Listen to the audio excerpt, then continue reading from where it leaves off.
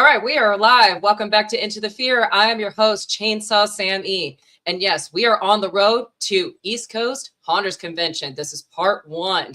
Joining me today is the crew from Lincoln Mill and from Witch Doctor Designs. Welcoming Jared, Brian, and Carl. How you guys doing? Thank you, Sammy. Thanks for having us. Absolutely. Hey, gentlemen. City. Good to see you. Good to see you guys. Oh my gosh. Have you guys recovered from Transworld yet? Because I know I'm still in recovery. It took me about 4 days. 4 days, and that was it. That was it. The older you get, the longer it takes to recover. That's what I'm learning. Amen to that. Amen to that. So this year's Transworld was insane. And now we got East Coast on the horizon. And finally, Lincoln Mill is on the tour. I've been waiting for this since the first year. I'm like, Lincoln Mill's definitely got to be on the tour here soon. And finally, you guys have made it to the tour. I am so excited for Friday night. How about you guys? Oh my God. It's going to be a good time. Epic. We are crazy excited. We can't wait to show the world what we're doing. The crew, I feel like the crew is even more excited. I mean, we're excited, but like the crew is jacked up that the world's coming out to see us. So yeah. we're pretty thrilled. You guys, of course, you're like, hey man, we just came back from Transworld. We did a lot, spent a lot.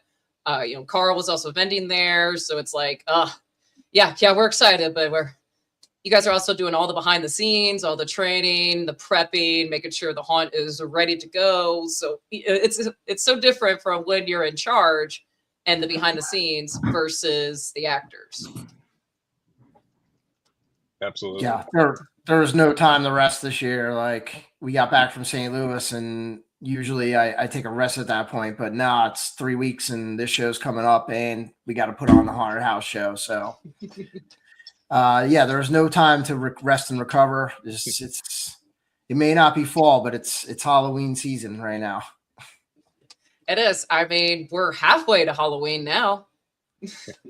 Yeah, true. That's right. All right, so that's part of the reason why we do all the off-season events we do is to keep it going year-round. So every month we try to do something, whether it's open up to the public or just something as a team. I see a lot of that. You guys definitely are following. I can't really call it a trend just yet because not every haunt is on it, but you guys are doing a lot of the holidays and you're doing off-season events that are unique that other people aren't doing. So how did you guys get started in the industry? Brian, Jared, Carl, how did you guys get started in the industry? Carl, why don't you, because Carl, you started before us, I feel like. Well, yeah, quite a bit. I started simply as an actor, Sammy, at Bates Motel on Haunted Hayride, 2009, which is, oh my God, 18 years ago. I only have 1 year on you. That's crazy because I started in 08. Really? Yes. You got me on that. So yeah, I've been doing it a long time. It's been the greatest thing I've ever done in my life. And when I found out these guys were starting this thing back in 22, and I found out and I met them and found out what they were doing and what their plan was and what their vision was. And I said, I got to be a part of this. And it's been 5 years since then. Freaking crazy. And Bates Motel, that's a legend haunt right on there. They've been around for a very long time. Absolutely. That's my original home. I learned everything about acting and scaring and running the operation. I learned a lot of things there over my time there, and I am completely grateful. I love that place. I love that family. Bates Motel is my home for sure. Yes. Shout out to Randy, Ben, and the rest of the team over there at Bates Motel. Absolutely. Yep. And definitely to Randy Bates. We love you. And yes. God bless you. Yes. Shout out to you, Randy. Brian and Jared. Now, Jared, you've been on our show before, but Brian's new to the show. And then Carl, it's been a while since you've been on the show, but you've been on the show with us too. But Brian, welcome. Thank you. Yeah, I come out occasionally. Right now I'm stuck in Carl's elevator, so I see that. I'm glad I can get a live stream in here. I was shooting some content earlier, and I couldn't get the doors to open back up, so yeah. he's hanging out. I mean, you got a full battery, right? You got a full charge battery. Right. Yeah, there's a Okay. little outlet. There's a little outlet in here. I got plugged in, so I'll be all right. Carl, you might have to cut a hole to give him some water and some snacks through there till you figure The out how to get problem the is there's world. only very little air, very little air in there, so it only lasts so long. Yeah. Okay. Well, Brian, we'll keep you on here as much as we can. We're gonna see what happens. We got a Schrodinger's cat scenario going on there. It's okay. We got this. You're gonna be okay, Brian. We called the police. I will survive. Yeah, As long as it doesn't start moving, I'll be all right. Starts going down, Yep, and Carl yep. tells you that there's nothing hooked to it. It shouldn't be going down. Oh, it's going down. So, Brian, let's start off with you since you're the fresh meat on this show. All What right. got you started in the industry? So what's crazy is my dad and uncle used to haunt many moons ago back in Jersey, at a place in Windsor, New Jersey. There was a haunt there, and they used to haunt. I remember being young and my dad being like out till 2, 3 in the morning, running in the woods with the mask on. And I remember him coming home, like showing the mask on the kitchen table. But that was when I was like way young. When I got to college, Jared and I met, and we were in a fraternity together. And we used to throw a haunted house every year at college to raise money for Children's Hospital. It's like our one of our fraternity fundraisers for the year. And it was wild what we could do with some refrigerator boxes and cobwebs and 30 fraternity guys running around with masks and just having a blast, one night out of the year. And Jared and I used to say, like, wouldn't it be wild to do this on like a professional level someday? And that was back in, I don't know, Jared, what, 2011, 2010? Yeah, we started Raving Something like Kill in 2011. 2011. And it was awesome. Jared actually, after we graduated, Jared kept going back, kept keeping it going at the university. But Jared also had a home haunt going. And I guess it was about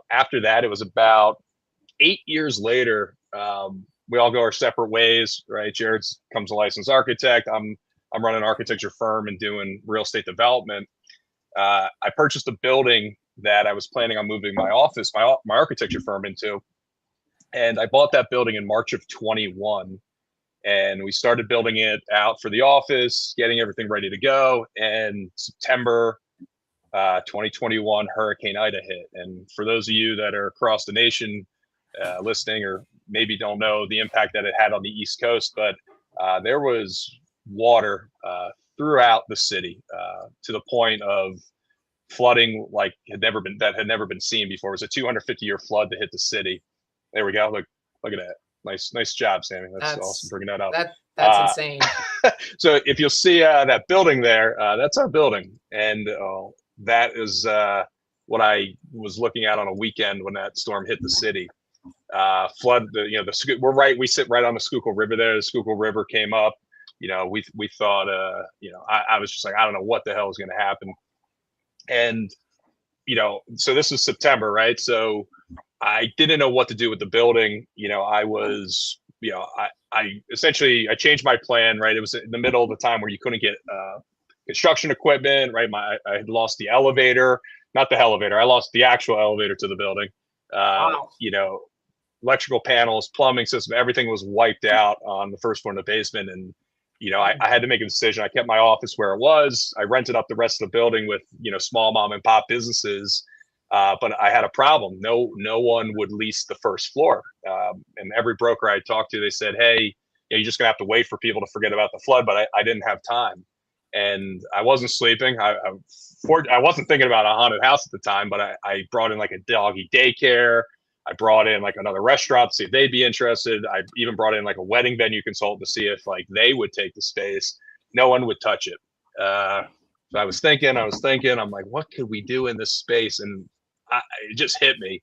I was just thinking a lot, and I was like, I got to reach out to Jared because we're going to throw a haunted house here. What better location than the heart of Manayunk, right out on the outskirts of the city, where there's a restaurant bar scene. It's very active at night, and the location is everything. I brought Jared down. I was like, Jared, we got 11,000 square feet.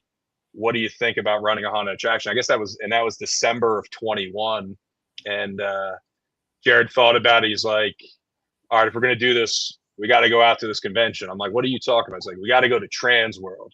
And I remember Jared saying, get your tickets, we're getting flights, we're going out, we're going to learn how to throw a haunted house if we're going to do this. And that was our first endeavor into the haunt space. And that was February 22. We were out at Trans World, and we had opened. Then we learned pretty much everything that we could in those short 4 days of meeting like pretty much everybody in the industry. And I remember we're just like, oh yeah, we're going to start a haunted house. And you hear people say that, right? Just being out there like, oh, I want to go from home on to haunting, but we didn't have a choice. We were going to do it. And the rest is kind of history. We opened the haunt October 5th, 2022. And the only reason I know that date so distinctly because my wedding was October 1st, which is why we didn't open it earlier. So. And your wedding did not give us time to test the smoke alarms. Yeah, no, we didn't test the smoke alarms out. The fog got to them on the first opening night, but you learn quick.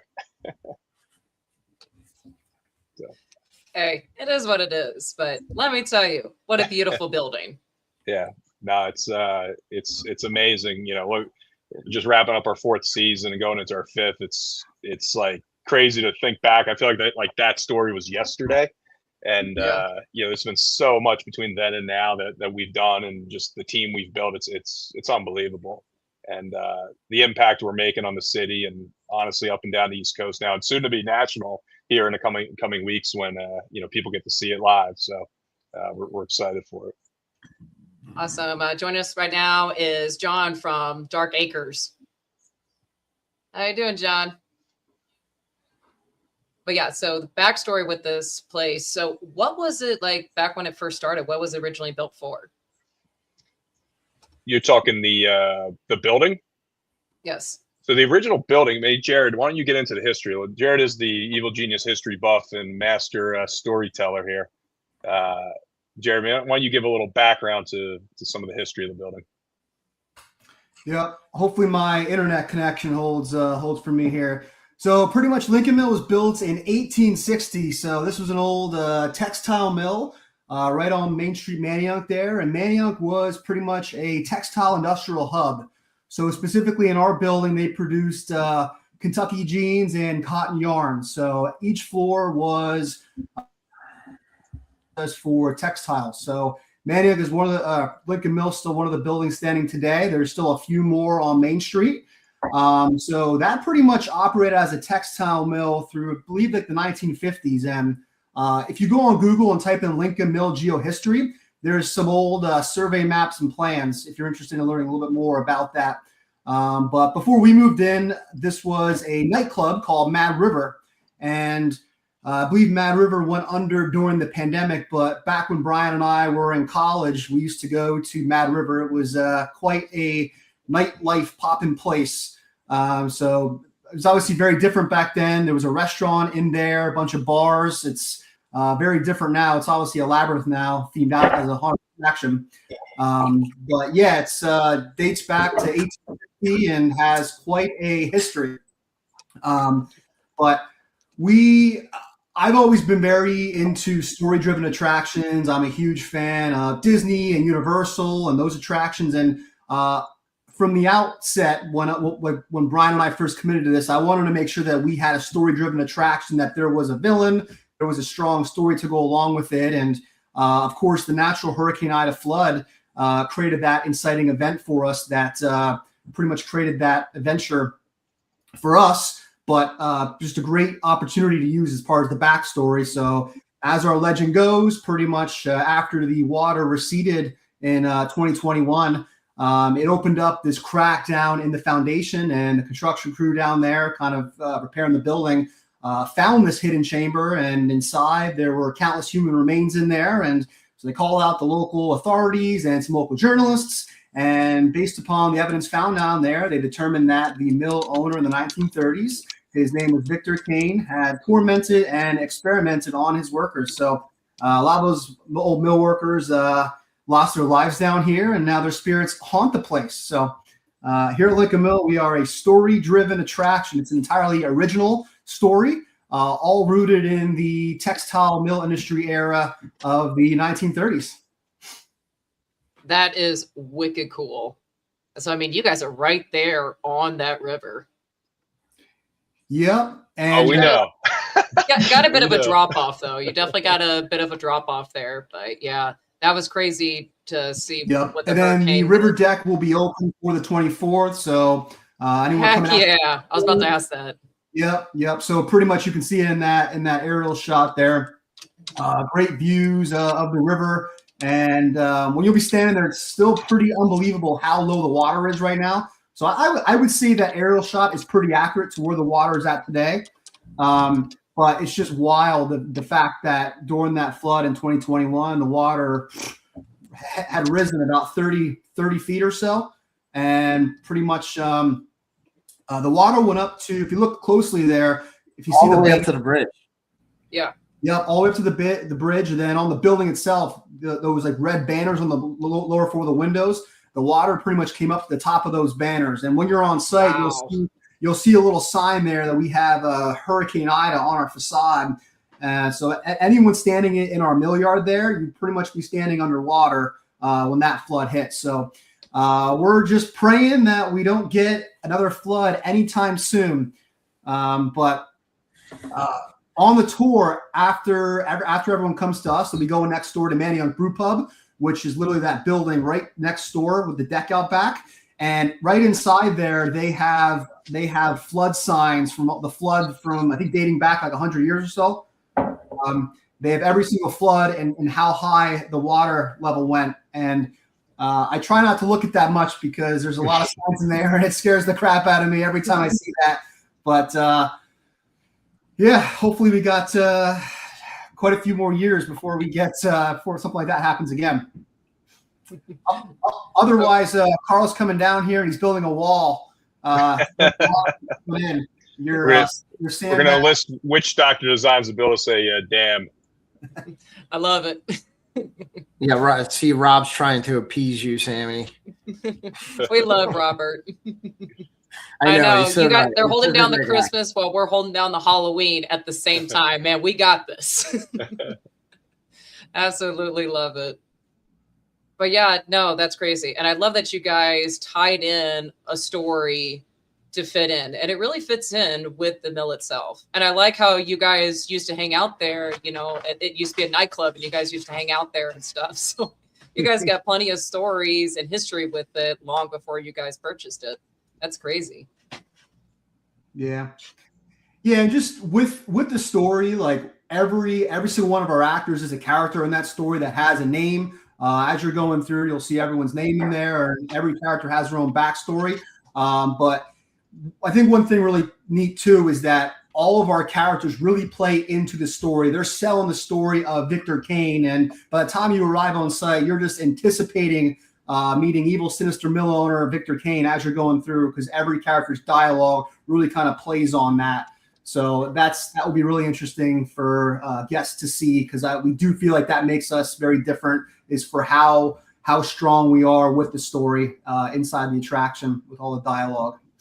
You guys are sticking with the theatrical versus just doing the straight improv of like, look how cool this haunt is, which nothing wrong with that. There's haunts that do it very, very well. But I love when people start to get into the theatrics and start to add more to their haunt that makes them stand out from everybody else. Because this haunt has a backstory. All the characters are tied into it somehow.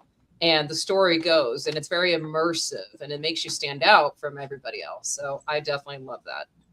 What's amazing about this, Sammy, is the story blends elements of reality with fiction in a way that was so perfect. Like, we use the flood, and then we tie that into everything else that happens in there. So I talk to people all the time when they're outside in line before they go in the door of this place, and they ask me the story, and I start to tell them. And a lot of our customers are from the area, so they remember the flood. They remember Hurricane Ida. And I start the story with that. They're like, okay, that really happened. So what this guy's telling me is truth.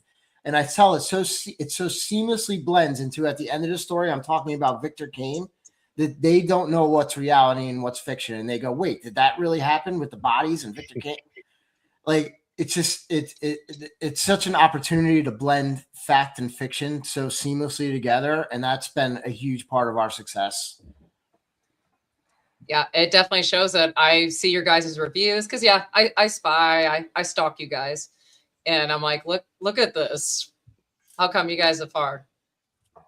Yeah, I definitely am the one that's outside the most. That's usually what I do. I hang outside, make sure everyone's safe, everyone's happy, everyone's having a good time, and people come out having out of body experiences. And I didn't think that was like a thing, but like people really get teleported into this place and don't understand like where they just were. And I think that's to do that over 15, 20 minutes is crazy. It's like just enough where you're like, I don't know if I want to come back here or I never not want to come back here. Or like we also have people that haven't missed a show too, and that's also very humbling, and we're just grateful for that. Even the off-season events, there's people that come back every time, even though they know it's the same place, same square footage, not necessarily always the same maze, because Jared and Carl constantly are changing stuff up, but they know what they're getting, right? But there's people coming back with T-shirts that they're making about the characters, and I'm like, like Jared said, Disney and Universal, like people are coming back saying like, where's Dolores and where's Victor, right? Gretchen, like they're calling out the names of the actors, and it tells you that we're doing something right on that front. All right, so got tons of photos here coming up here shortly with all the different characters and all of your actors and staff. But yeah, so like this is one of your newest banners for this year. Yep. So of course that's Victor Kane front and center. Back left, that's Silas Grimshaw, pretty much Victor's key henchman. That's the mill manager. Back right, that's the seamstress. That's Gretchen. Two mill workers on the right-hand side. Lester with the Minders mask on. The puppet in the bottom right corner, that's Ginny. And then on the left-hand side, Dolores and Alvin, two other mill workers. But as I mentioned earlier, every character has their own backstory and part in the story. And there's been so much pain and struggle down in the chamber of the mill. And I think just our story has multiple layers. We do look at it as a very psychological experience. We do kind of tap into the concept of work. And we understand that there's a lot of people out there that have worked dead-end jobs and that might not be as satisfied with what they do in life, and just working away to make a living. And I think what's unique about our story is that we tie the past to the present, and we try to tap into a lot of that psychology of the unconscious. And I think that's why we hit a unique chord with people, is that we're constantly tapping into the concepts of work and meaninglessness and purpose. So that's kind of another layer that we have with our experience that we feel like is different.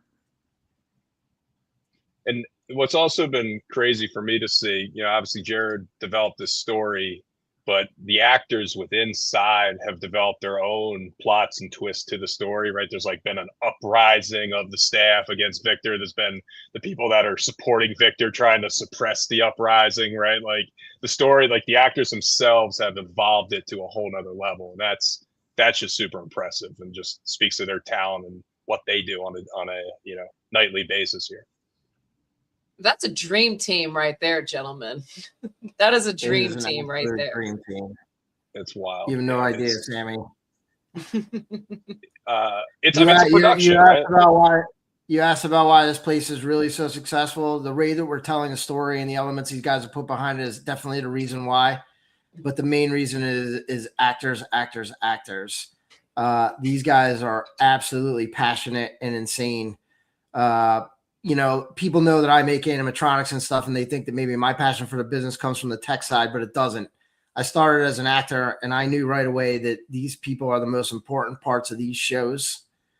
And to just do it well enough was never good enough for me. You need to be over the top. You need to be insane. If you just getting a scare out of a customer is not good enough. You need to make bodies hit the floor. And we've instilled those principles into our people since day one. And not only have they stuck, but like a lot of our people are the same people since day one, because people don't leave here. They keep coming back. and they've only become more passionate and more aggressive, and their skills have been more refined. The actors are not only getting enormous, gigantic scares, but they're telling you the story at every corner, which is something that is different than I think a lot of other haunted houses out there. They're getting the scares. Other haunted houses are getting the scares. They're not telling a story like this through every actor, through every scene, and doing it with the passion, the aggressiveness, and ultimately the intensity that the cast of the Lincoln Mill is doing it. And it's just unbelievable to see. It really, really is a dream team. And I'm happy to lead it. I'm happy. It's been unbelievable to watch. We should also mention Carl is our actor manager, and I'd like to tell the story for a second how we met Carl. Absolutely, I was about to ask that because Carl's very important to the haunt, and is definitely one of the main reasons why we've been successful in keeping the culture, keeping the team, and honestly keeping our props running too in the background. But after Jared and I had that whirlwind time right in February, it was like, oh my God, we got so much to do, right? We got to plan this thing, we got to build it. And we're like, we need to get a website up. And we reached out shout out to Rogues Hollow. I don't know I'm sure a lot of people in the industry know them. They did our website, still continue to help us, host it and everything. So we put up a website. I go, Jared, we need to make sure we got a contact form in case people need to contact us. I shit you not. We put up this website, and like a day later, we had this inquiry from a gentleman named Carl Augustine. And I'm like, he's like, I am an actor manager. I'm going to help you build your team. And I'm like, Jared, we got to meet this guy. This guy is passionate. He's all about like wanting to help us build our acting team. And look, Jared and I got 400 things we got to do to get this thing up and running and going. And I'm like, let's talk to him. I mean, if he's going to help us build the actor core, let's give him a shot. And here he is. He's been crushing it ever since we brought him on. And Carl, I can't thank you enough for everything you've done for Jared and I and the team, man. It's truly remarkable. Can't thank you enough. You can cry, Carl. You can cry on my show. I'm not. No.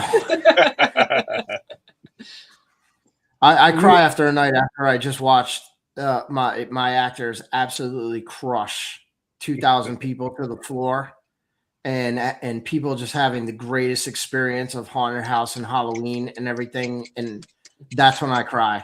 That's when I'll cry, Sammy.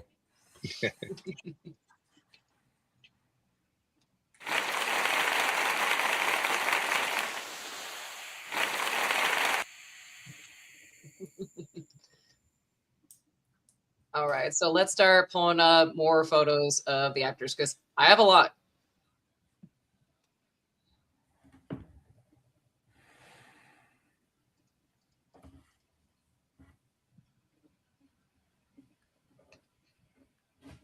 One of the other things too, Jared, where do we get the masks at? I want to shout out to the company that made the Victor Kane custom mask for us, because I didn't know that was a thing. Like you could get a custom mask made that's specifically just for you that'll never be replicated elsewhere.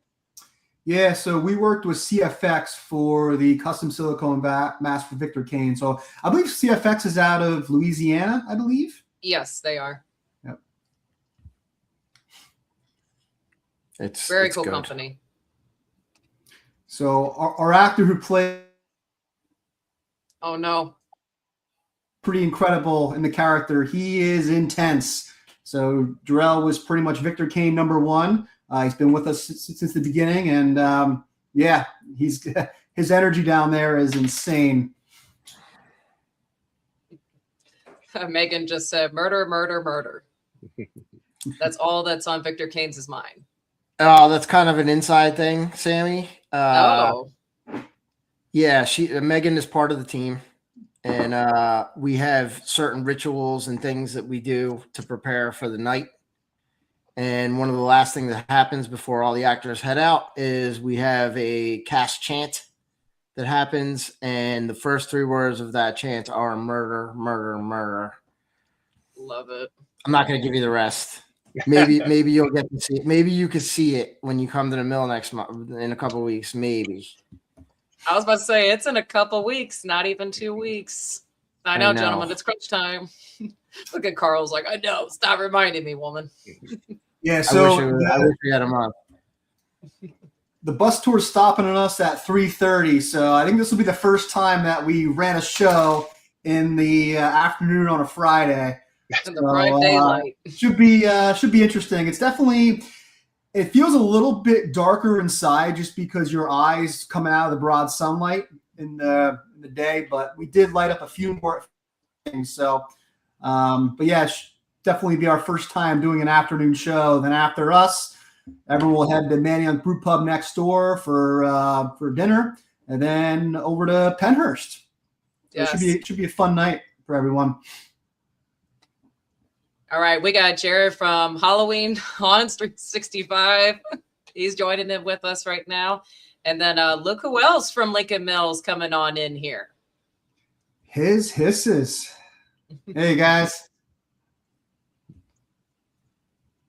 Is that a heart? That's a heart chainsaw. It is a heart chainsaw blade. Let me tell you, Andrew makes some of the coolest freaking blades. Yeah, He knows how to run them too. Yeah, and I'll talk about that a little bit because the work he does is pretty incredible. So we did our first ever Star Wars inspired haunted house a few years back, called Darkness Rises, and that's when Andrew pioneered the saber saw or chainsaw lightsaber. So pretty much this glass acrylic blade that lights up at night. There's a nice shot of it. So had some red ones, green, blue. So that's what kind of kicked off the unique chainsaws, at least for Lincoln Mill. And then for our Christmas event, A Twisted Christmas, the cane saw was pioneered. So that's the candy cane chainsaw. And then there's some neat ones for Valentine's, like the heart saw. These are some of the saber saws here. There's the heart saw for Valentine's.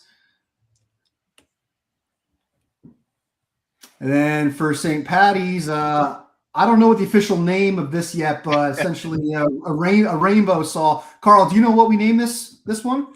The name for this one is? No? Okay. But no, huge shout out to Andrew. Andrew's definitely very passionate about the chainsaws, and Andrew has a chainsaw crew that works with him, and he's trained quite a few of them, and it's a big staple of what's unique. I mean, the fact that we're in the city and a lot of our audience is coming from the city, a lot of people aren't used to seeing chainsaws that might not venture out into the countryside to other haunts. So we do believe that there's quite a few people that this is probably the first time that they're encountering this many chainsaws in a haunted attraction. Our TikTok, our Instagram reels, like we have people falling to the ground. We have people constantly running out. So we really kind of capitalized that out on our mill yard nonstop throughout the night. You are seeing people run out of the mill yard being chased by our chainsaw crew. So huge shout out to those guys. They're pretty ruthless. And they did win best scene this year by far. Hell yeah. Oh, we have And no all the idea special what's coming. And all these special chainsaws will be on display on April 24th. So I believe there's more than 10 of them that will be on display. They're all different. They're all unique. That'll be on the riverfront deck. And you'll also see quite a few of them at the East Coast Haunters Convention at our booth across from the pit. So we are sponsoring that show as well. And we will be on site with our booth. We'll have quite a few characters in costume. And yes, if you come out to the show, definitely come up and say hello to us. Now that's the convention itself on the 25th and 26th. Yes. So Andrew, real quick question. Am I going to finally meet Ruby? Am I going to finally meet Ruby in person? Hey guys, I think Jared froze. He's back. There he goes. Sammy, you've been, I know the chainsaws are near and dear to your heart, and you've seen a lot. Did you ever see anything like a lighted saber saw like that? Not like that. I've seen light up chainsaws where they put lights into the blade and make it look like the chain lights up, but never like that. Now, definitely unique and stands out on its own. I've put LD like little fairy lights inside the base before, but of course that is a fire hazard because my chainsaws are gasoline. So I don't need anything extra electrical or battery needed. So during Christmas, I do wrap little Christmas lights around, but it's on the outside of the base. But I have before put lights internally inside the chainsaw. So it looks like the internal components are glowing, but that can be a fire hazard. So I don't do that too often. If I do, it's for photo and video shoots where I don't actually have the chainsaws working. But when I turn them on, I'm like, yeah, I need to play it safe. I don't need to start setting fires. Chainsaw on fire would look cool though. Oh, I want to make one into a flamethrower. Let me tell you, I've been trying to do that for years. Don't give Andrew any more ideas. Oh, I've already said it to him before, so I'm pretty sure he's still working on it too. All right, we got a lot of people here in the comments. Hey, Sammy, do you have that minute Darkness Rises clip, that video clip? That first minute shows a bunch of the saber saws. That I do. I will pull that up here in a second. What's up, Christian? Christian's from the Mortuary Haunted House down there in New Orleans. Awesome. What's up, Christian? Let's see. Chainsaw!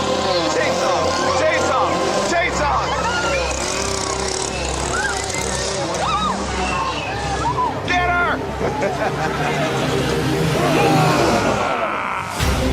Let's guys.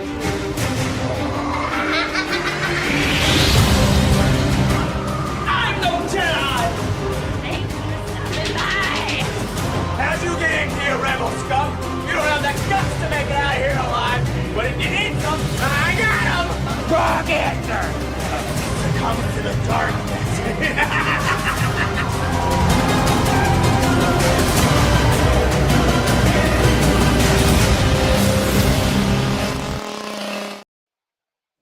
Freaking cool, because y'all know I'm a Star Wars nerd on top of that. And then you're throwing chainsaws and haunted houses in the mix of that. Man, that's a wet dream right there, gentlemen. So That was that's it when Star Wars, Sammy. So that's a short clip from our Darkness Rises episode. And for those that don't know, pretty much when we started in 2022, we started with a film company that pretty much followed us around and documented the entire process building the haunt. And they're pretty much at every show and they record everything. So we have a documentary out on our YouTube. So we have 2 seasons on there, all 10 to 15 minute episodes. So season 1, season 2. And then we have kind of an off-season series of episodes, including our Darkness Rises, that clip that just popped up there. So if you haven't checked out our Built to Scare documentary, definitely check it out on our YouTube channel. You get to see a lot of behind-the-scenes stuff, which we're pretty happy about. And season 3 will be dropping this summer. It's some fun stuff, guys. I will leave the link in the comments below on this video. But yes, I love watching your guys' behind the scenes videos, everything from your training, from everything that you guys are doing. You guys are keeping yourselves unique in your own aspect from the rest of the industry, and I absolutely love it. Joining us is also Tim's Insanity. How you doing? Yeah, his is just I'm doing a 48-hour live stream in the elevator. I'm locked in here for 48 hours, so. No food. No food. Yeah, no food or water, I'm on a cleanse. Limited air. Doing some of that intermediate fasting. Yes. This elevator doesn't have a toilet, does it, Carl? There's no toilet. No. Not in this one. Okay. Carl put a bucket down over here for me. It's right there. Oh, it gives you the bucket, but no food or water. Nice. Do It's not actually use Jared's the bucket from the haunt. Better not be my bucket. It's Jared's bucket from the haunt. All right. Andrew says he's going to be blowing some people's minds for East Coast Haunters. Oh, my God. Friday night needs to hurry up and get here now. Screw everything else. Let's go. Let's go, boys.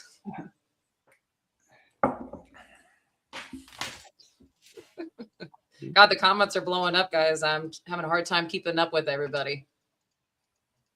Sammy, do you think the East Coast Haunters Convention is going to be even bigger and better than it's been so far? Like, I'm going to tell you guys it already is, because I've had, so literally day after Transworld, so this was Monday, I had multiple vendors that I already talked to on the show floor and asked, are you planning to do East Coast Haunters or MHC or maybe even Texas Haunters? Or are you going over to the West Coast like Monster Palooza or Midsummer Scream? I'm just naming stuff off the top of my head. And a lot of them were saying no. Well, literally Monday, they reached back to me and said, oh yeah, we're going to East Coast on Monday. So I had about 10 separate vendors that reached out to me and said, yeah, by the way, we're going to be at East Coast Haunters. And I'm like, what changed your mind? And they're like, we did the math. And Transworld was very good to us. So now we're going to go to East Coast. And now I'm excited because now the show just keeps getting bigger and bigger. This is what, the third year? Yeah, it'll be the third year. yeah, right. And it already feels like Transworld 2.0. I know a lot of people are like, no, it's not. No, it's not. Yes, Transworld is the trade show, and it's been around for 30 years. But guys, seriously, it feels like a small scale of Transworld, maybe older Transworld, if you guys went to Transworld back when it was up in the Chicago area, that it was a smaller show, but it still was big because at the time it was the only show for the industry. Now we have many more now, but it's still the premier show for the industry itself because everyone internationally comes in. You have everyone from haunters all the way down to actors to production designers to media to trainers to everything, all piles in there. And you got it all internationally, not just here in the United States. And East Coast is starting to be that, which it's great. It's awesome because now we got two big shows. It's so nice for us because we don't have to freaking travel across the country to get there. It's no, for Carl's in his backyard. I got to truck it out there. For a room. Carl's renting out his house if anyone still needs a spot to stay. That is not serious. They'll put you up in one of his elevators. They'll put you up in one of his elevators in his garage. It's really nice. The convention center is 10 minutes from my house and my shop. St. Louis is great. Everybody comes from all over the country. There is such a huge. I know that's your world, the Midwest and the haunt scene out there, but there's such a huge mecca of haunted houses in the Mid-Atlantic region and on the East Coast. More so a concentration than there is anywhere else in this country. That there had to be a show here. It was overdue. Yes, it's overdue. A few years ago, but it should have started 10 years ago. This is where there's hardcore haunt people all over this country, but there's a great majority of them are here in the East Coast on the Mid-Atlantic seaboard, and they are supporting this show like it is St. Louis 2.0. So I think it's only going to be bigger and better, and until we're renting out another convention hall. I know, it's absolutely just insane again of how quickly this show grew. But again, like you said, Pennsylvania is number 2 when it comes to haunts within a state-wise. I believe Ohio is number 1, but Pennsylvania is number 2. But here's the thing. The way you guys are on the East Coast versus us here in the Midwest. In the Midwest, our states are bigger scale-wise, while you guys on the East Coast are a little bit smaller. But there's so many of you, and you guys are just all just clodged in that area. So there's so many haunts in the East Coast area. So when you're not counting state by state, it's like, no, the East Coast definitely has a lot more than the Midwest does because we're just a lot more spread out. It's honestly amazing how everybody makes it work considering the concentration. Yes, I mean, all you guys, I will hear one haunt talk about another haunt, and it's all positivity. You guys all work well together. Even when you guys are direct rivals, it's like you guys play a team together. It's amazing. I also think too, a lot of people come out like they'll be busy Saturday nights, right? Some people will be like, oh, I just came from Penhurst. I'm coming to you, and I'm going to Eastern State or going to Fright Factory, right? They're planning multiple haunts in one night because they can travel and hit a whole bunch of them within, a few hours. So I think that's also something to be said for the East Coast. No, definitely. Yeah. I know a lot of haunt reviewers and a lot of my haunt enthusiast buddies, And that's what they do. They hit multiple haunts a night. And I'm like, that's crazy. I envy that. You really can't do that here in Missouri. We do over at like in Kansas City, because you got Edge of Hell, The Beast, and Macabre Cinema that are all within walking distance from each other. And then even here with The Darkness and Lemp are right next to each other, but Creepy World's all the way out in Fenton, so you have to make a drive to that one.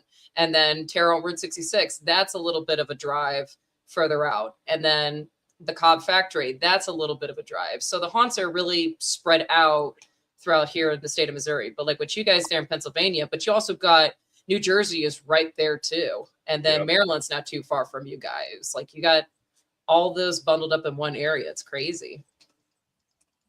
Lancaster. Yep. The Field of Screams is. Yeah. Field of Screams was crazy last year. All the little chainsaw Easter eggs. I'm like, that's going in my house. Yep, that's going in my house. Yep, that's going right there in my front yard. Yep, all this. All right, who made all this? Because you're coming to live with me for 6 months and you're going to put all this in my house.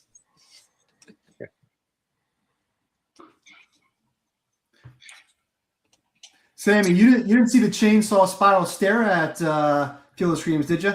I did. You did see it. Isn't that wild? I did. It is wild. I was like, I want that. I need that. That needs to be in my house now. Pronto. It's wild. I don't care if you need it. I need one too. I'm Chainsaw Sammy, damn it. So it fits. You guys are Field of Screams. You should have carved chainsaw staircase for sure. Yes, sir. I should. All right, everybody. I'm going to start a GoFundMe for my house renovations. I'll help you with work. I'll carve some of that for you.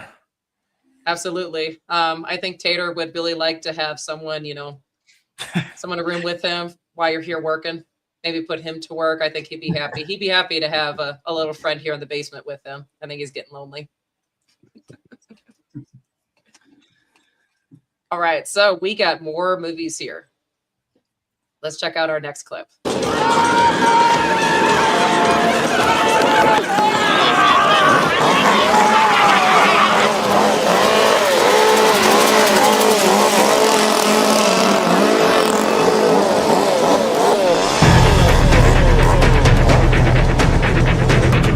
Get out of here! You should be here! Finally! Fresh.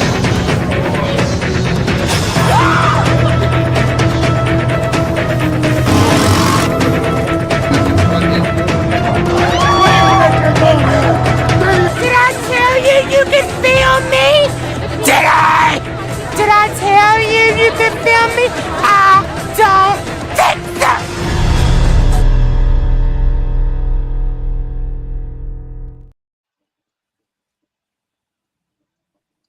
I accidentally clicked on season 2 when I meant to click on season 1. So that's my bad, guys. All good. Keep working your way backwards. It's fine. Yeah, Season it's 2 fine. was better than season 1. Season 1 was just pure chaos. Like, how do you open a haunt in 16 weeks? That's what season 1 was about. Season 2 Hey. is better than season 2, and season 4 was better than season 3. And this year is when we blow the roof off the place. That's all right. We got this. All right. So let's get back into the characters that we have.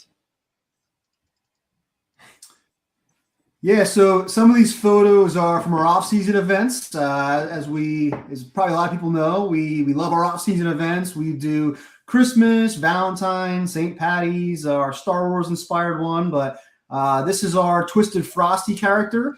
So we are a story-driven attraction, and we carry that through our off-season events as well. So pretty much around Christmas time, Evil Millionaire Victor Kane has a lot of paranoia at that time of the year, and he pretty much workers, twisted elves and sinister winter creatures. So a lot of those mill workers kind of transform into these sinister winter creatures. So Miss Frosty is the one up on the screen right now.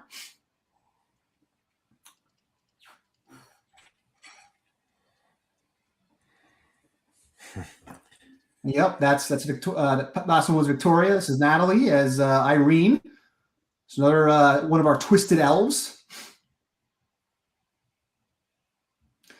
Lester. Lester.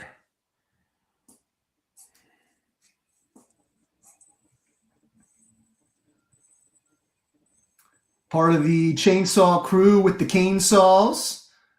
But it's a lot of fun doing these off-season events because just with the overlay, change up the lighting, the soundtrack, the character. Really an entirely new show with the overlay. One and After all-season That is a attendees event. face. That is a face. Sorry, Jared, you kept cutting out, and the face you made, that was great. Oh, great. Yeah, my connection for some reason is not the best right now for some reason. That's okay, though. You got this. That's Ginny up on the screen, one of our puppets.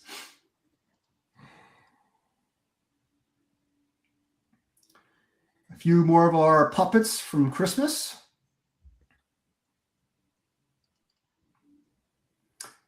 Ms. Grinch. And huge shout out to our makeup team. The work that they do up there is incredible. Marisa and her crew. So I'm sure they have a lot of fun with these off-season events because just gives them an opportunity to introduce a whole new batch of looks. Yeah, that is not a mask. That is makeup. Just want to make that clear. And she is otherwise known as Dolores, and she is a celebrity at the Lincoln Mill. There's Mr. Victor King. Victor Claus.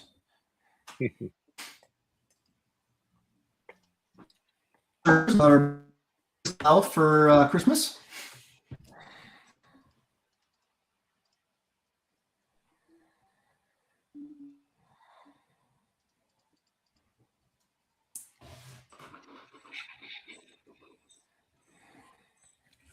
There's the Heart Saw from Valentine's. Our chainsaw crew, Trevor and Ruben. Anthony plays Silas Grimshaw. Silas is the mill manager, Victor Kane's key henchman, making sure the workers are compliant. Lilani as Wanda, another mill worker that haunts the dye bath area of the mill.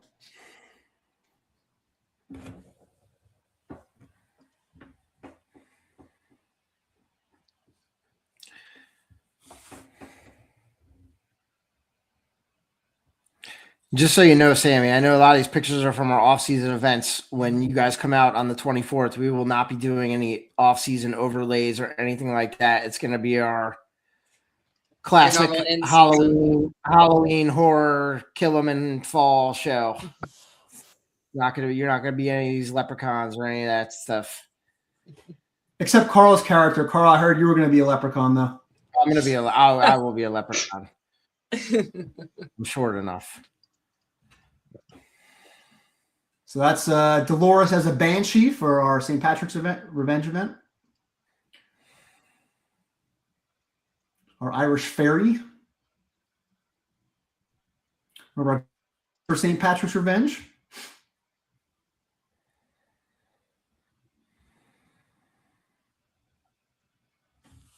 Silas Grim. Phyllis. Victoria's in the chat right now, I believe, too. And Gavin. Yes, she is. So Gavin plays one of our possessed construction workers.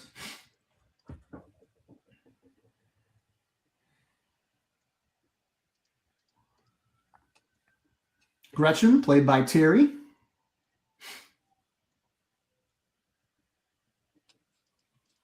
Shanice as Betty.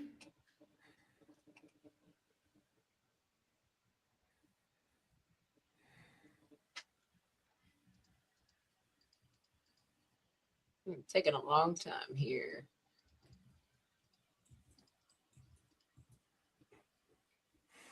All right, my other ones won't load for a minute. So how many holiday off-season events have you done so far? We're trying to do 4 a year. with Christmas, Valentine's, St. Patty's, and our Star Wars one. We're not doing the Star Wars one this year only because it falls so close to the Haunters Convention. But we try to do 4 throughout the year. What has been your favorite so far that you have done? I'll tell you, mine's been the Christmas. I just like the Christmas one. It's like I describe it to people as like a happy scary.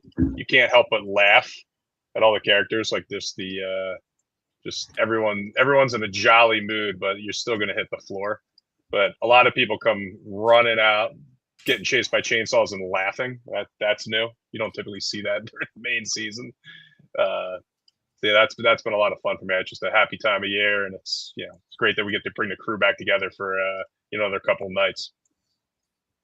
Yeah, they're also different. At first, Darkness Rises, our Star Wars event for how it was. Man, when I first saw when the sun came down and seeing those glowing saber saws out there in the mill yard, that was just a wild feeling to me. And always being a huge Star Wars fan, that event really I love seeing that. But it's kind of hard for me to answer that because they're all unique in their different ways.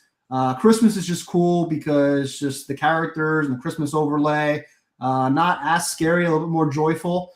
But our St. Patty's event this past year was a huge step up from the first year that we did it, and the characters and some of the new chainsaws. I mean, that was really a really unique event. That's probably rising up towards one of my favorites now. But it's so hard for me to answer that question. They each have a unique value to me. I think what's unique about our Victor's Valentine, though, is this is, in a way, it's kind of a blackout. We turn out all the lights. We give guests a little candle, so they have to navigate through the darkness. And they're kind of following this trail of hearts, kind of this dark love story, trying to find who Victor's Valentine and killer was. So each event just has a different backstory and different set of characters, and these events is we get to keep the haunt going year round. When I was younger, when I was running home haunts back in my parents' home when I was a kid, I wanted to think about Halloween more throughout the year, but I didn't really have many friends that were also into Halloween and haunts, so it was just kind of weird. So I kind of kept that to myself. So now we're able to do these off-season events, and I get to think about this year round. And I met all you guys now. It's not as weird. So just the cool thing is we get to open up throughout the year and put on shows. We get the team back together, and it's pretty much become this year-round operation. And we do have some new things down the pipeline that will be popping. But when fall's Valentine's right around the corner.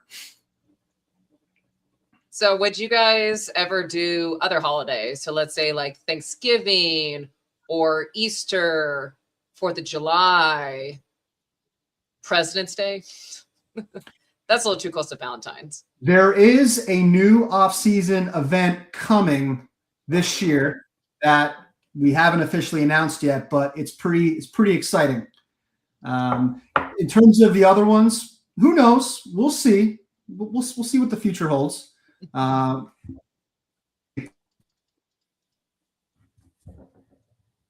That's another good face, Jared. Maybe we should Jared's cutting out, so I'll pick up for him, Sammy. I think we would open this haunt for any holiday possible if it means another day that we could open this haunted house. But it needs to make sense. We're not going to do it if it's hokey. We're not going to do it if it's hokey, if it's just for the holiday. Like we got to somehow tie it into our story and all these. We'll do it for any holiday as long as it's not silly. Hey, look who just joined us. Chris from Transworld Live. Oh my God. I'm such a fangirl. No, I'm just kidding. Chris just joined us into the chat. Chris, how are you? Great show. And then Victoria Gage just joined us as well. So hi guys, how's it going? But yeah, no, totally understand. You want your story to fit in with the holiday. But if you guys were able to tie in Star Wars, Valentine's, Christmas, and St. Patty's, You guys could definitely do all the other holidays too, with just a little bit of a sit down and think it through and come up with a concept and an idea. You tell them, Sam. That's Let's it, get open. right? Keeping the story tight but loose enough that we could tie things into it like that, and we have. I mean, you ask these guys about their favorite off-season event, and that honestly is a hard one because, like Jared said, there's different aspects of each one that make them great. And when we first started talking about doing a Star Wars theme hunt, I'm like, like that's tough. Like Star That Wars is tough, but you guys that's made not it work. scary. Like that's sci-fi. That's not really scary. And like I wasn't really into it at first, but then I saw those saber saws light up in the night, and I saw the amazing makeup that our crew did for that event, and the way the actors went out of their way to learn lines that they could say. And I'm like, this is so different and unique that this is my favorite event off season. But the Valentine's event too, like of all those other events, Christmas and St. Patrick's Day, there's kind of a joyous element to them. I mean, we still scare the shit out of people, but there's kind of a joy that goes around those holidays. But with Valentine's Day, there's kind of a darkness to that too. I mean, it's all about love and stuff, but there's still kind of a darkness to a jilted love to Valentine's Day. And I think our actors really pull into that when they tell that story. So to me, what we're doing on Valentine's Day is really the closest to actual horror and scary ass shit of any of our off-season events. As a haunter, I know if there's a will, there's a way, and you can make anything scary. Absolutely.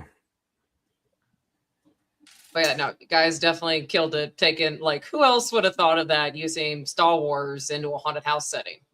I can't believe nobody else ever has. There's just, such a huge following. If you could tie that in somehow. First ever haunted Star Wars attraction. I was waiting for the cease and desist from Disney, but it never showed up. I was looking forward to framing it in my elevator here. Yeah. So when we do it next year, you'll get it.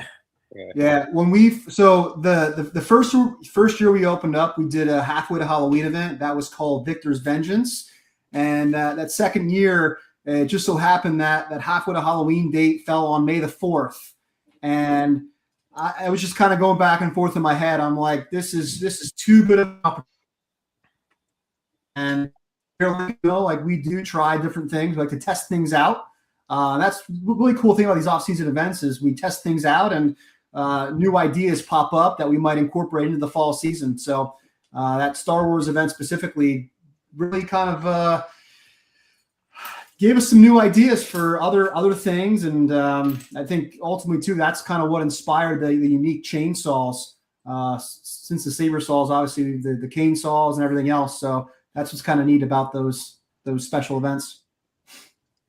You guys are giving Andrew time to think about, what else do I need to make next? Oh my gosh, what do I need to make next? You're giving that man some brainstorming to think of what new cool blades. Unfortunately for Andrew, he has to keep outdoing himself. So like that's the every time he keeps bringing a new chainsaw, it gets better and better. It's crazy. Hey, that's the whole point, is always outdo yourself. Compete with yourself, not others. But yes, I got some more trailers here for us to see.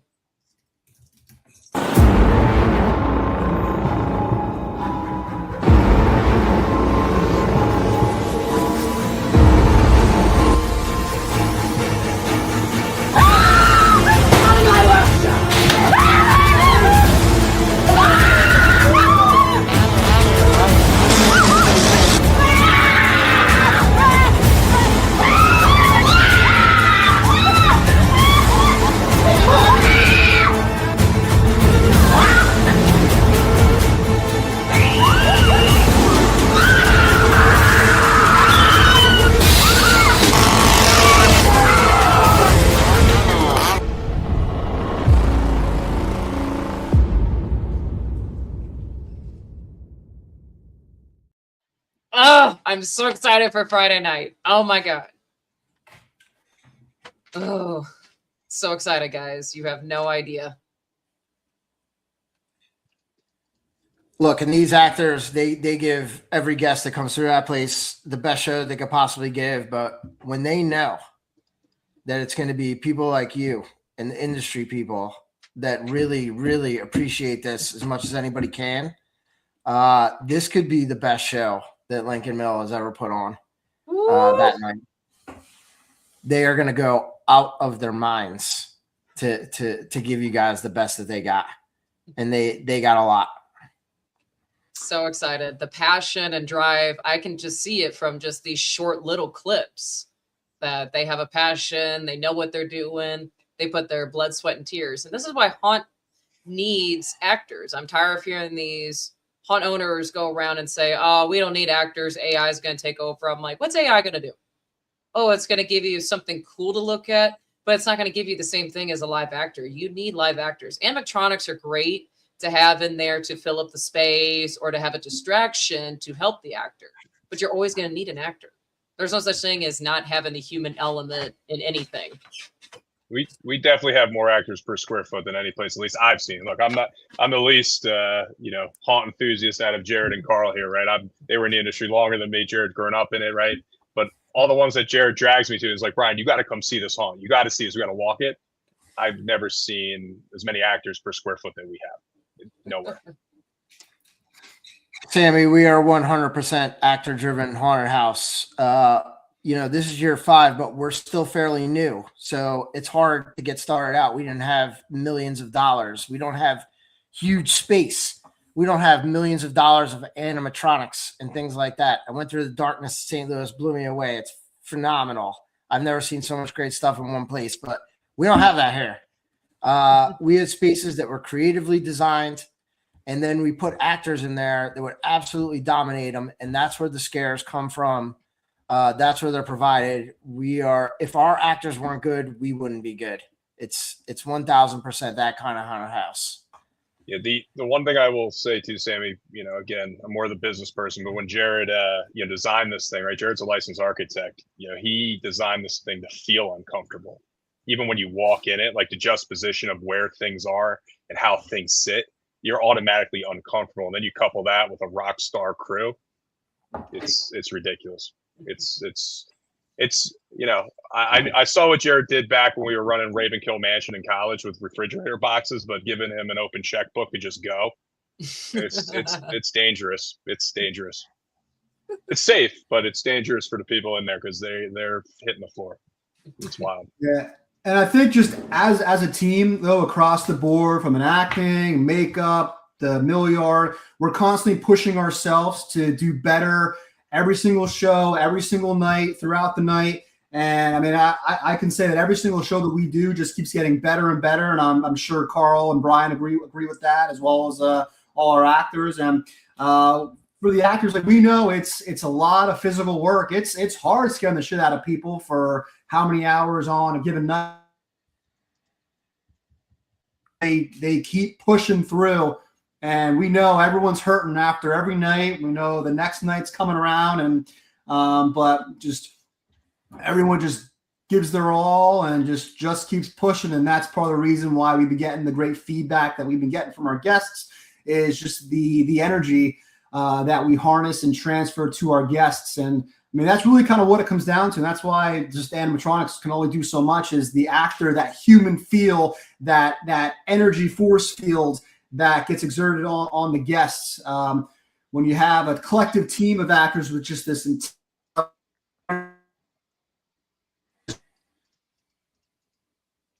the mill. One thing I want to touch on from the energy word that Jared used. One of the unique things, again, when Jared drags me out to all the haunts that I got to go see, right? I'm always looking. I'm always trying to learn. I'm like, what do we have different, or what have I not seen elsewhere? And I'm hoping you'll get to experience it a little bit when you guys come out in a couple of weeks. But where you enter is kind of also where you exit, right? So when this thing gets going and this machine starts turning and the actors and the groups are spaced and the energy gets going, the people are getting in line, and then people are running right past them, getting chased out the exit. Right? So this constant loop of energy is pretty amazing to watch. And you're up on the deck, if you get to see, because I'm assuming there's going to be 500-600 people on this bus tour. It should be a good group in there. I'm only imagining. I'm hoping to see that machine churn at night, where people are going in the front door and people are getting chased coming out of the exit, which is near the front door. So that's a show all in itself while you're standing in line, watching this. I am so excited, guys. You have no idea. I'm trying to keep myself calm because it's like, Sam, you still got 2 more weeks. You still got your day job. You still got other things to do before then.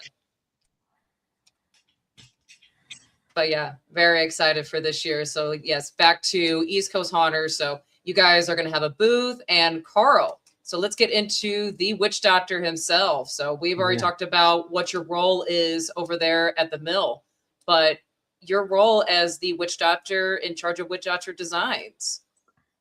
So I know your biggest is the Elevator, which we got to see that here at St. Louis quite a few times. Yeah. So, I make the Elevator. I make a lot of other animatronics. You've worked with me in my booth.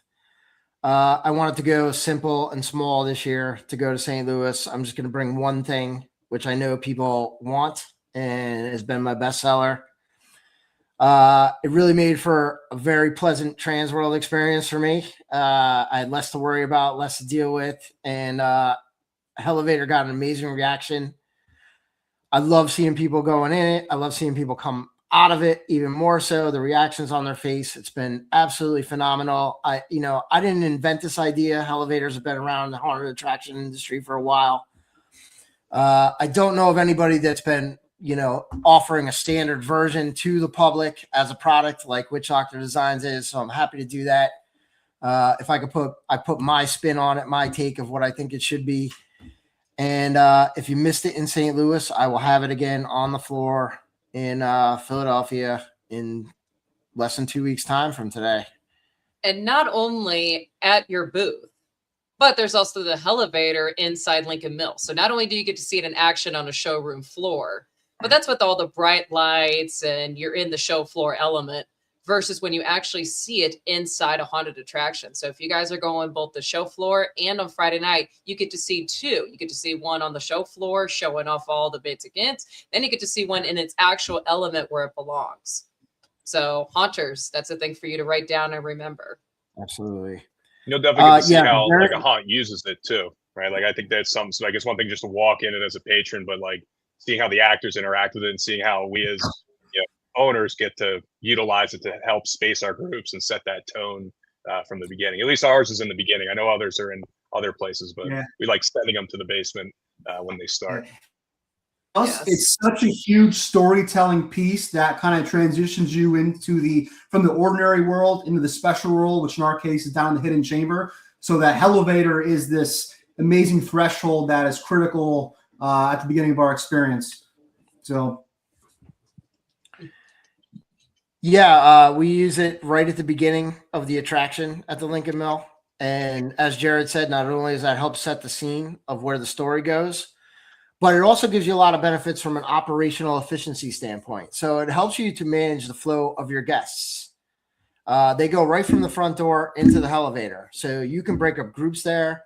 You can manage your size. If you have an actor working in or around the Elevator, he can decide how fast or slow these guests can move to keep our flow moving, keep it manageable. So I think it becomes an important element from that standpoint too, of managing your line flow, managing your throughput. And we do that. The first Elevator I ever built is the one that's at the Lincoln Mill.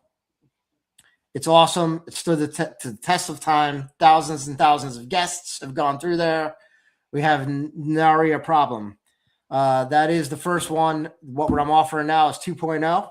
It doesn't have quite have the one at the mill doesn't have quite all the features and stuff that you'll see at the East Coast Haunters Convention. But I'm going to talk to these guys about putting those features in there this summer.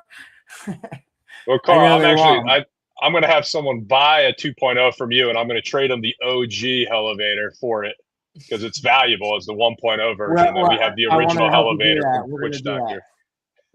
I encourage anybody that has Elevator 1.0 to upgrade to 2.0, and you will be able to sell your 1.0 version. But yeah, it has a lot of other than shocking the guests, other than creating an immersive experience. Because we know this is where haunted attractions are going, Sammy. It's not just cool stuff to look at. A lot of places have cool stuff to look at. People want more now. That's not enough. They want to step into something. They want to feel it. They want to feel immersed on all sides. And like whether, I don't want to use vortex tunnels as an example because they've been around, but that's the idea, right? Like to go into things that change the perception of reality, that make you feel like maybe I am in a different world. And that's Elevator is one of these things. Yes. When you first brought out the elevator, I'm like, this is really cool. And I've seen elevators similar to that. We have one in the darkness that's been in there forever. But I was like, this is definitely taking a next step. This feels a little bit more realistic, like an actual elevator versus what they used to be.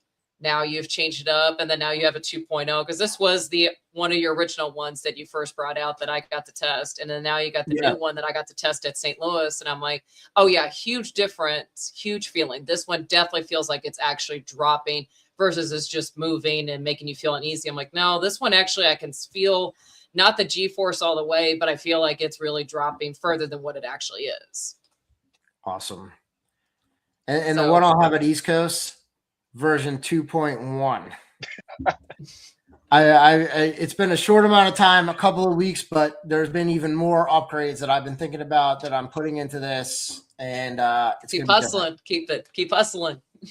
The idea is never stop rolling, Sammy. When you're a 24/7 haunter, you eat, sleep, drink, and breathe Halloween. You wake up and you're thinking about stuff, and you go to bed and you're thinking about stuff, and like, this is all I want to do.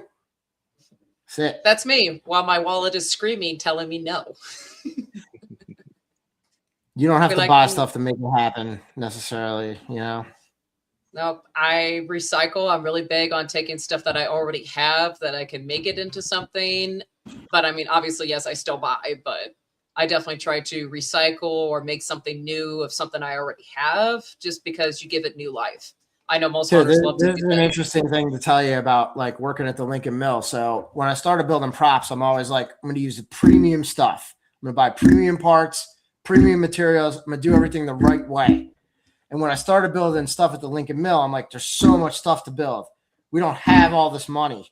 Like, we have to use this scrap piece of fence or this scrap wood and like get creative to make it into ways that were, movie quality scenes. And that didn't come to me right away, but it definitely developed over time. And like, now I look at it and I'm like, I know the stuff we could do to do it, but how could we do that on the cheap?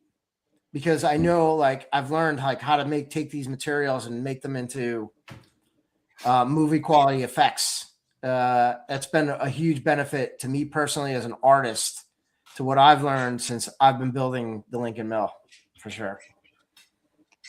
Yes, John, the obsession is real. As haunters, we have an obsession with Halloween. And what I love is everyone does the go big or go home.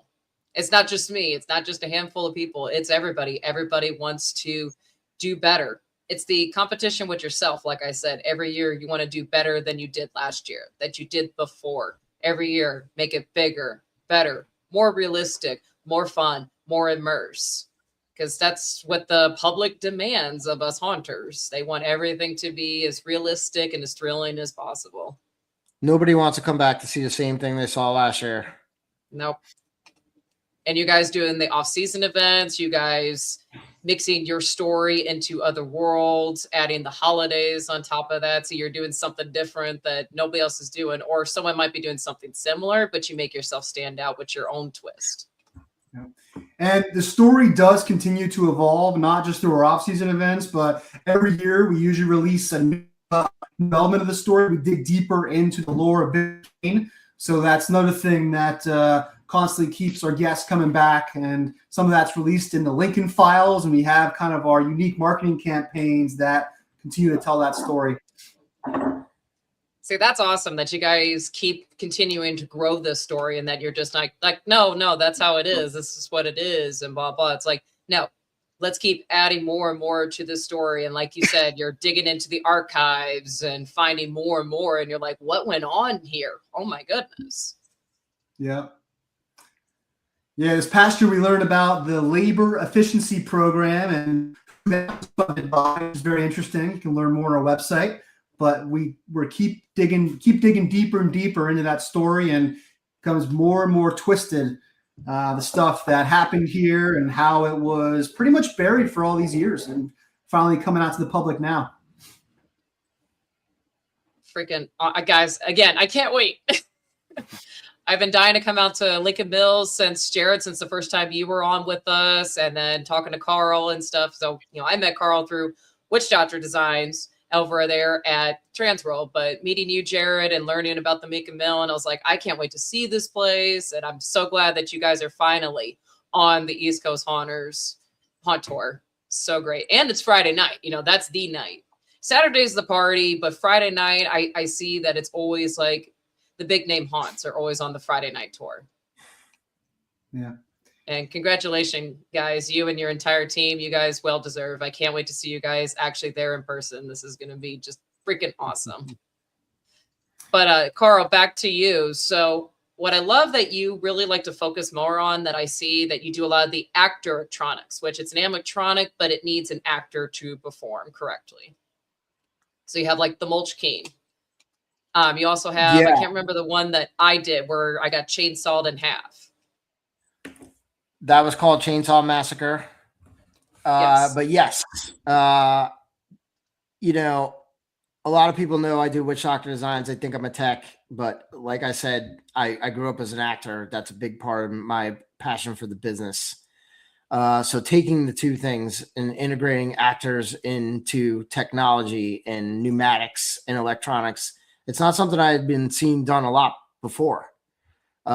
There's great prop makers out there, amazing prop makers that have been doing it for 30 years. And I knew I'm not going to be able to compete with these guys unless I have some kind of idea that's kind of outside of the box for something that maybe people haven't seen.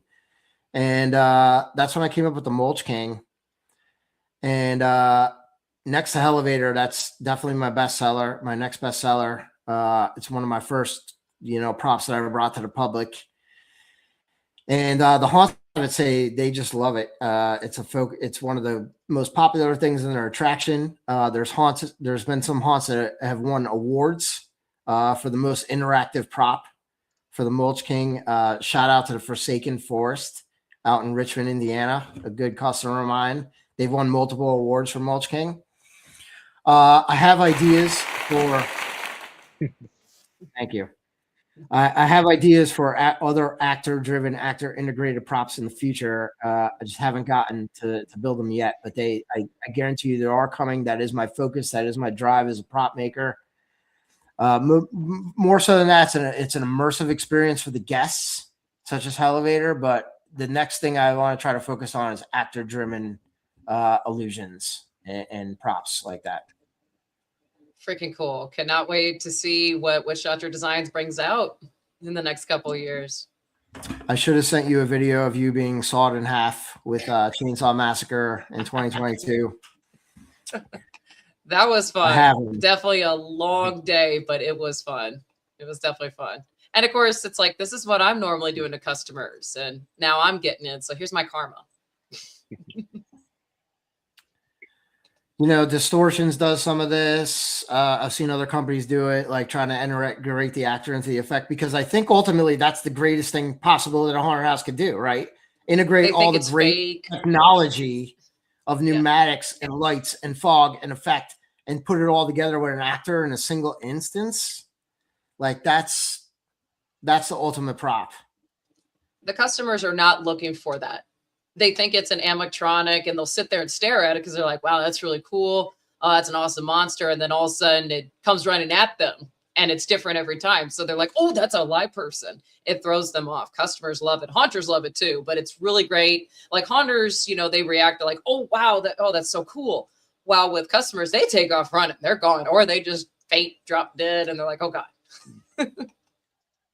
Because they have a different mindset from us. They don't get shocked as easily. But I see a couple haunters that do get shocked by these actor electronics. And it's just so great. Because you're like, you've been doing this how long? That scared you? That got you? That's awesome. Well, That you means you should did your know. job You right. should know, Sammy. Don't be fooled by these haunters. You think like they're not like me and you necessarily. You think, oh, I've been No, doing it. they're I've not. seen everything. You can't scare me with anything. I see some of these actors that are the scariest actors I've ever seen, and they go through these haunted house and they scream like children. Like it's Right. insane. You know I'll tell you that. guys, it's not a secret, but so Slider Jesus, he's been around for a long time, million followers on TikTok. You know, he's seen it all. And I never knew anything scared this man because he's also a biker. He works in the mines. He works a very dangerous job. I'm like, this man's got no fear. We're at Edgewood, Nightmare on Edgewood, for Scare Factors party this past year. And I have my snake with me. He didn't know I had my snakes were small, but it was all wrapped up in my shirt. Well, towards the end of the night, I'm like, okay, you need to come out of my shirt. I pull him out. He took off running. He was gone. I mean, full on gone. And I didn't realize he got scared because I was too busy messing with my snake, pulling him off my shirt. And I look like, where'd Cody go? And they're like, oh, he's petrified of snakes. He's gone. He ran. And I'm like, no way. No way is Slider Jesus terrified of snakes. That's great. And they're like, yeah, he is. And then I had Tom from Hell's Gate looking at me and he's like, I don't like snakes either. Sammy, please walk away. You had that with you this whole time? Yes, sir. He was in my shirt. He was with me the whole time we went through the haunt, the whole party. It was only towards the end of the night. I was just like, okay, you got to come out of my shirt. You're annoying me. Does Gail scale you, Carl? This is a question from Megan. I'm not sure who Gail is. I guess that's maybe the character that Meg has worn when she's acted. I'm not sure. But yeah, if that's the case, then yes, Meg is very scary when she's acting. Yes. I know Dolores terrifies Carl and Brian. Dolores is outrageous, and you're gonna meet her. You'll meet her, Sammy. You'll probably love her. She's absolutely outrageous. Dolores, and then Dale down in Victor's lair, flying up from up in the air, and Alvin down there. Yeah, we got some unique scares. Alvin will eat your liver. I got a very clean liver, so very healthy. You know, there's a lot of haunts, Sammy, that I know you've been through them and around the country. They have some really great actors. Like you'll go through and you'll experience, 50, 100 actors and like, wow, there was 10 or 20 that really were really, really good. It's like that at every spot. Like because we have such a small crew. We have a smaller crew. So that we scrutinize and train and selective to the T that like nobody sucks. Like everybody is going full bore, has multiple shtick, multiple dialogues, multiple aspects of their personality that they're going to give you. Our actors, it's just an unbelievable sight. According to Frankie, apparently you've caught him off guard. Frankie can get me. Frankie's really good at coming out of places that you didn't expect him to come out of. So he has gotten me. He's really good. All right, so I'm going to play another clip here from the Built Too Scared. This was I know that's just a rep.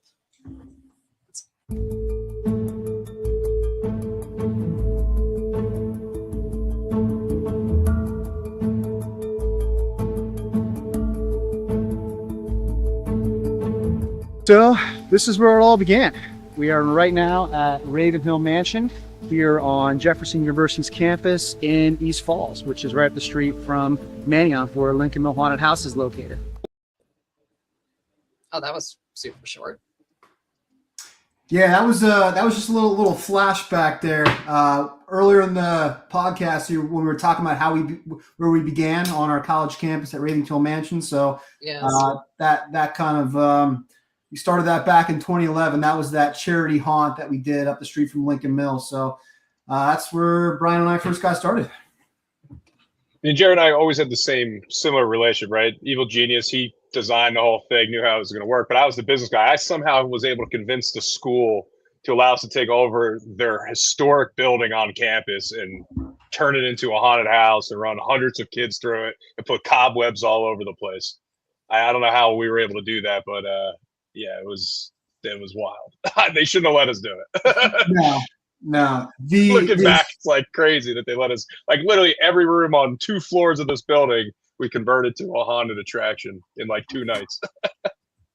And just the interior architecture inside there, all the detailing, it still blows me away to this day that they still convinced fraternity to open up a haunted house. So Brian, I don't know how the hell you did it, but they were crazy for letting us do that, and it's just crazy to see what that's become from Raven Kill to Lincoln Mill this many years later. No, that is definitely a gorgeous building. Oh my goodness, beautiful.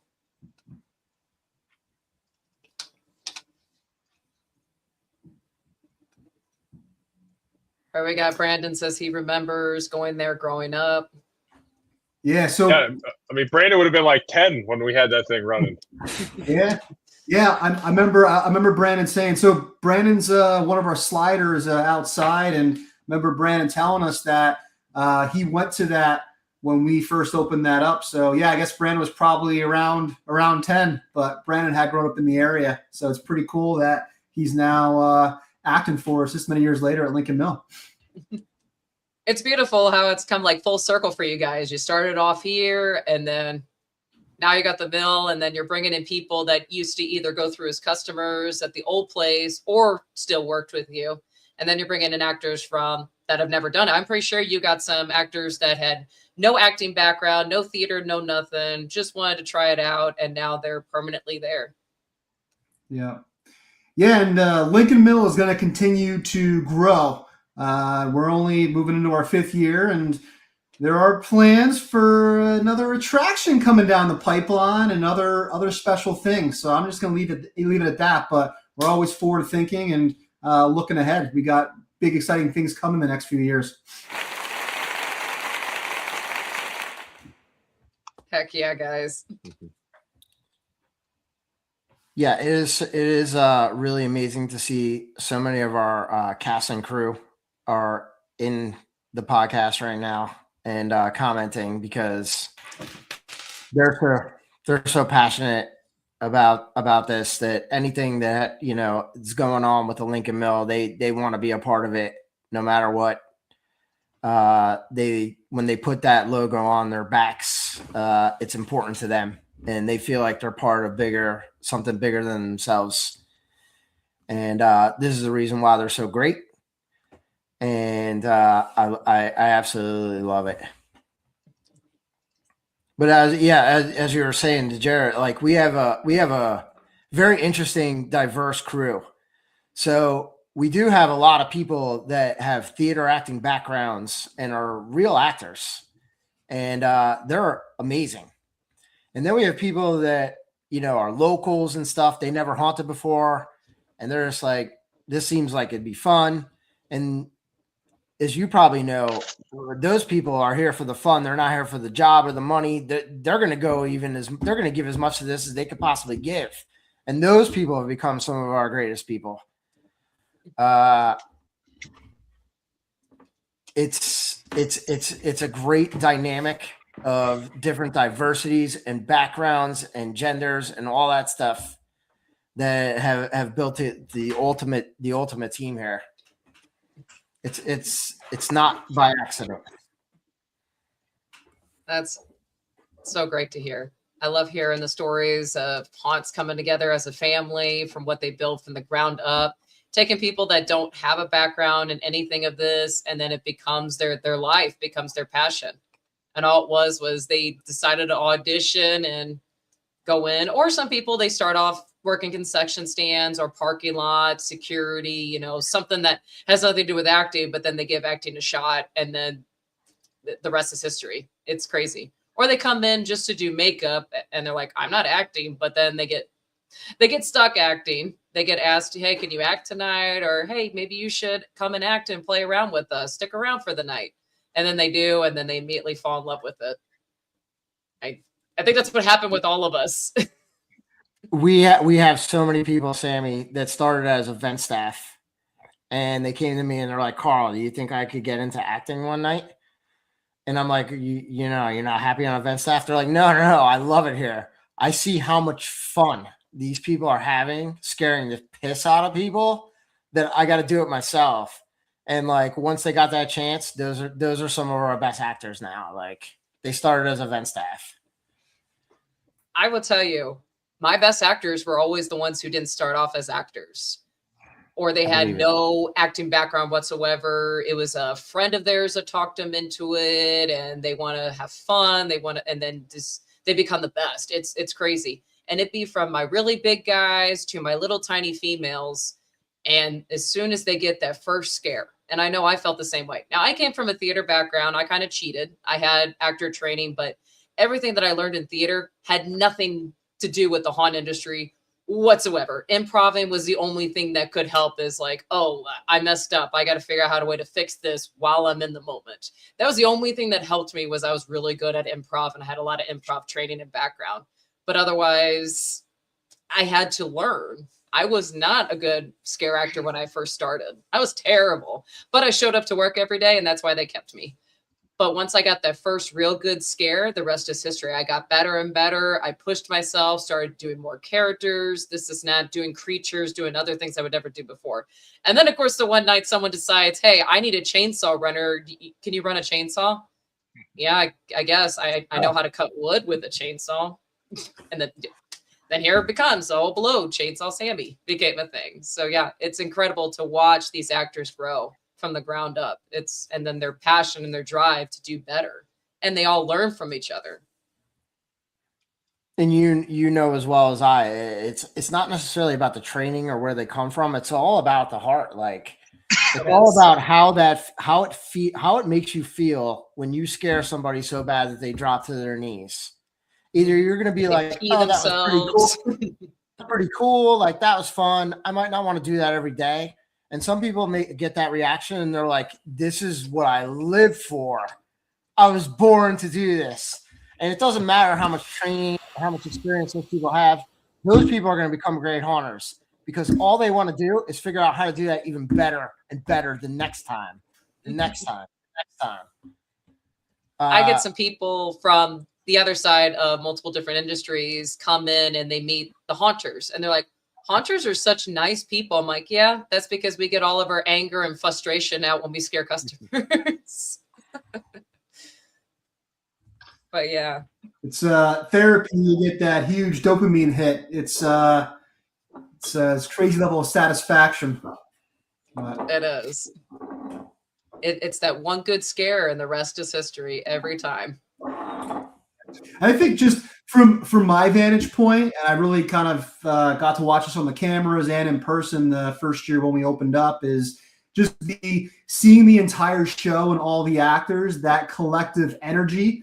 Like, it's just crazy how that all builds off one another, and even like hearing the screams throughout the attraction, like, just builds that energy, builds that intensity. And it's amazing to watch, because you feel that intensity just rise into the night, and it just grows and builds, and usually takes a few minutes to get started up each night. But when we hit that spot, we don't fall down from there. We only elevate. So it's really interesting to see and feel that. It's kind of hard to put in words. It is. It's hard to put in words, but yeah, no, it's our passion. That's why haunters, that's why we continue to do what we do, because it's the thrill, it's the fun. And when you hear from the actors, the other staff, from your customers, to even other haunters that just watched your video, they live on the other side of the world, and they'll reach out to you and say, hey, I seen your videos, and oh my God, this is what's driving my passion. And they never even been to your haunt, but they watch your stuff online. It's always so great to hear everybody's feedback. Yeah, and that's part of the reason why we wanted to do the Built to Scare documentary and capture all the behind the scenes stuff. Because I mean, there's a lot of haunts that I went to back when I was a kid and I kind of looked up to, but I really didn't know much about the scenes. I didn't know much about the owners and like what life as a scare actor was. So for all the young people getting into the industry and all the enthusiasts, we wanted to create that documentary all that content that somebody could really get a glimpse into what it's like behind the scenes. Because I mean, the show itself is incredible, amazing just to go through, but all the behind the scenes stuff at every haunted attraction is just it's so amusing in itself that I feel like just people, the public, the more about that, the more interested they would be in attractions. So we just saw that documentary as a huge opportunity to just grow our brand and get the other piece of the story out there is kind of the personalities behind us and our actors and that kind of authentic feel. So we're pretty happy that we committed to that. And it shows, guys. Absolutely love it. How are you making out, Brian? I'm doing. I'm still breathing. Carl gave me enough air in this thing, so I'm not too worried. 46, Hopefully the fire department will be here to get me out soon. Uh-oh, I think Carl might have forgot. Did you remember to call them, right? We don't like when the fire department shows up. Remember how Carl said his elevator's never broken? He lied. I've been stuck in here for 4 hours. I haven't gotten out. That's intentional, though. It's not broke. Yeah, we have to make our haunts so actor driven because none of our props that Carl works ever work. You know. Oh my God. They always work. They always work. Actually, they always do. I mean, to be honest with you, that elevator for how many tens of thousands of people have gone through there. I am surprised how well that's holding up. Like I mean, we've had it now for what, 4 years? It's been pretty flawless for how many people that we bring through there. So if it breaks next Friday, we'll let you know. It's not just the elevator, Sammy. I can't stand when anything in the Lincoln Mill doesn't work. I mean, we don't have a ton of animatronics and anything, but you go through a lot of these places. Oh, that thing is down. Oh, that thing is no, that's not gonna fly. We have so limited things that every one of these things needs to be working when guests come through here, and it's a lot of my focus. A lot. To Carl's credit, if something does go down, it's always back up the next night. And it's rare that he can't get it working that night. It's rare that he can't get it working that night if something goes down. I mean, things happen, but yeah, no, Carl, I fully understand when a light isn't working, when a light went out or fog machine's not working, the little shocktrons, the air compressors that get you at your legs, they go out. Something that's supposed to be there isn't working the way it's supposed to. Yeah, it's frustrating. I know that. It's not just animatronics. It can be anything. In our case, it's even more critical because we have such a small space to work with, right? So the way, Jared has designed this thing is that everything has a very specific purpose in the spot that it's in, and it means something. So like, if that thing isn't working, that's a part of the story that's not being told at the time. Even if it's as simple as a lighting effect, it's really that thought out and drawn out and curated and planned out that way inside. Every square inch of that place is intentional. It's designed to do something that pertains to our overall goal. So everything needs to work all the time. I get that. Totally get that. All right, I got one more clip here for us to see. The flood damaged the mill's interior and revealed a hidden chamber in the basement. Many bodies were found and a dark truth was discovered about the mill's past.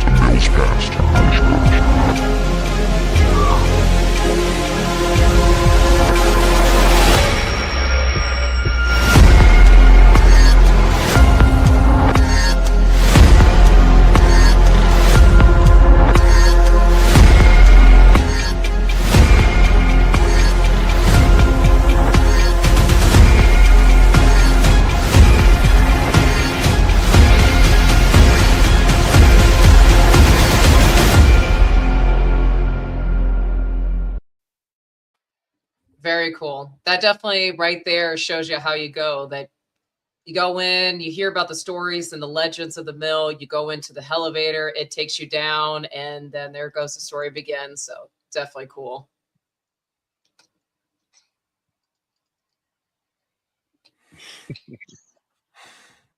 That is a skill.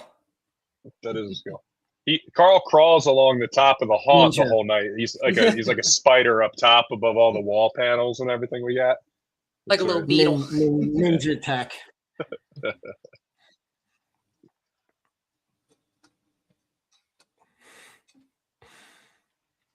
Alrighty.